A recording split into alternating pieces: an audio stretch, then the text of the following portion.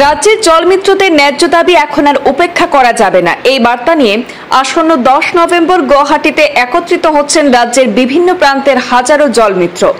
জলমিত্রদের দাবি, বহু বছর ধরে তারা নিয়মিতকরণ এবং বেতন বৃদ্ধির দাবিতে আবেদন জানিয়ে এলেও এখনো স্থায়ী কোনো সমাধান পাওয়া যায়নি। তাই এবার ঐক্যবদ্ধভাবে বৃহৎ সমাবেশের মাধ্যমে নিজেদের দাবি সরকারের কাছে তুলে ধরবেন তারা।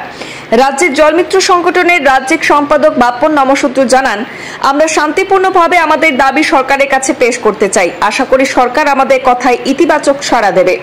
বরাক উপত্যকা সহ রাজ্যের প্রতিটি জেলায় ইতিমধ্যে প্রস্তুতি সভা অনুষ্ঠিত হয়েছে। পাথারকান্দি এবং শ্রীভূমি থেকেও বিপুল সংখ্যক জলমিত্র গুয়াহাটি সমাবেশে যোগ দেবেন বলে জানা গেছে। সংগঠনের পক্ষ থেকে সব সদস্যদের 10 নভেম্বরে গুয়াহাটি সমাবেশ সফল করার আহ্বান জানানো হয়েছে। নমস্কার। অল আসাম পিএইচই অস্থায়ী কর্মচারী পরিষদের কেন্দ্রীয় কমিটির সিদ্ধান্ত মর্মে দীর্ঘদিনের দাবির পরিপ্রেক্ষিতে জলমিত্রের বিভিন্ন সমস্যা নিয়ে আগামী রোজ সোমবার 10 নভেম্বর আমরা গণতান্ত্রিক পদ্ধতিতে পিএইচই ডিপার্টমেন্টের মুখ্য কার্যালয় দিশপুর হ্যাংরাবাড়ির সম্মুখে অফিসের সম্মুখে আমরা ধর্ণা কার্যসূচি পালন করব। আমাদের মূল দাবি এঙ্গেজমেন্ট লেটারের পরিবর্তে আমাদের ডিপার্টমেন্টালি আমাদের অ্যাপয়েন্টমেন্ট লেটার প্রদান করা।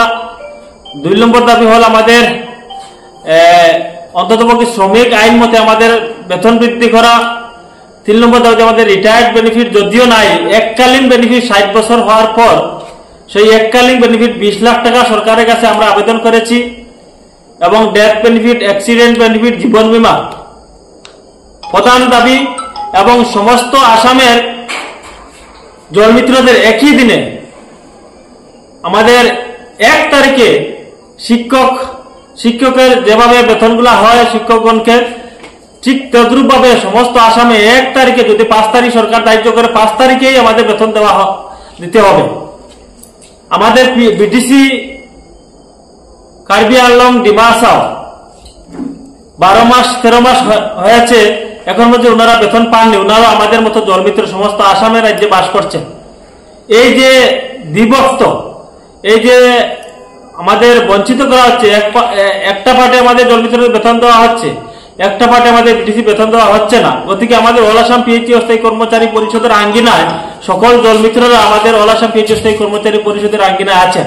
গতিকে সরকারের কাছে বারংবার এবং এমডি এবং কীর্তিজল্লি পঞ্চায়েত কমিশনারের কাছে দাবি জানানোর পরও এবং বিটিসি হাগ্রামা মহিলার কাছে দাবি জানানোর পরও এই বিটিসির কার্বি আংলং আর ডিমাসা এই জলমিত্র গণে বেতন পাননি। গতিকে আমরা সেই 5 দফা দাবি নিয়ে আমরা গণতান্ত্রিক পদ্ধতিতে আন্দোলন করা যাচ্ছি, এবং সোমবারে 10 তারিখে আমরা 1 দিন কর্মবিরতি পালন করব। তার জন্য সরকার এবং বিভাগ দায়ী থাকবে, কারণ আমরা 10 তারিখে আমরা মুখ্য কার্যালয়ের সম্মুখে আন্দোলন গণতান্ত্রিক পদ্ধতিতে পালন করবো আমাদের ন্যায্য দাবি নিয়ে। এবং সেই 1 দিন কর্মবিরতি পালনের ফলে বিশুদ্ধ জল থেকে বঞ্চিত সাধারণ জনগণ থাকবেন। তার জন্য আমরা পিএইচই অস্থায়ী কর্মচারী পরিষদের কাছে ক্ষমা প্রার্থী, কেন আমরা ন্যায্য দাবি নিয়ে বারংবার আপনারা অবগত আছেন, ন্যায্য দাবি নিয়ে আমরা আন্দোলনে যাচ্ছি, এবং 1 দিন এই পানীয় জল বিঘ্ন ঘটার জন্য আমরা ক্ষমা প্রার্থী এবং দুঃখিত।